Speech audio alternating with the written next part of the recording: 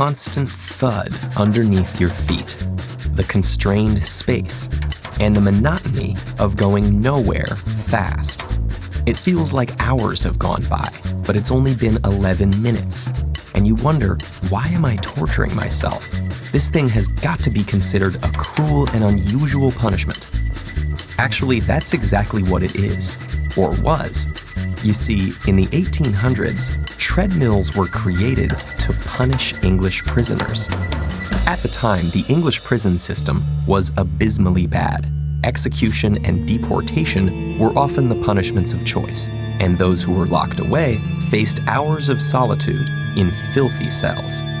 So social movements led by religious groups, philanthropies, and celebrities like Charles Dickens sought to change these dire conditions and help reform the prisoners. When their movement succeeded, entire prisons were remodeled, and new forms of rehabilitation, such as the treadmill, were introduced. Here's how the original version, invented in 1818 by English engineer Sir William Cubitt, worked. Prisoners stepped on 24 spokes of a large paddle wheel. As the wheel turned, the prisoner was forced to keep stepping up or risk falling off, similar to modern stepper machines. Meanwhile, the rotation made gears pump out water, crush grain, or power mills, which is where the name treadmill originated. These devices were seen as a fantastic way of whipping prisoners into shape, and that added benefit of powering mills helped rebuild a British economy decimated by the Napoleonic Wars.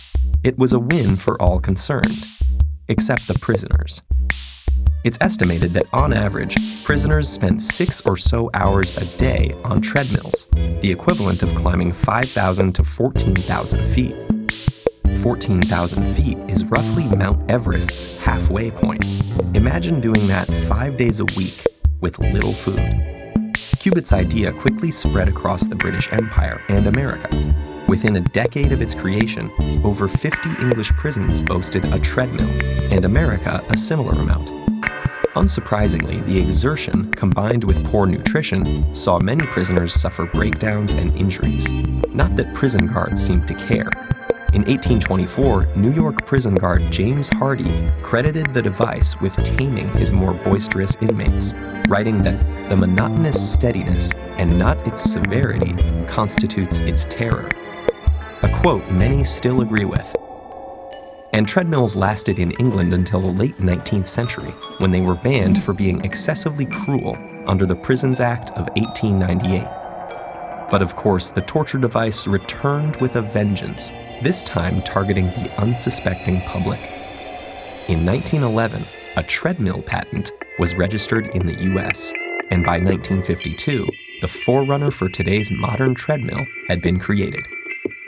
When the jogging craze hit the US in the 1970s, the treadmill was thrust back into the limelight as an easy and convenient way to improve aerobic fitness and lose unwanted pounds, which, to be fair, it's pretty good at doing, and the machine has maintained its popularity since. So the next time you voluntarily subject yourself to what was once a cruel and unusual punishment, just be glad you can control when you'll hop off.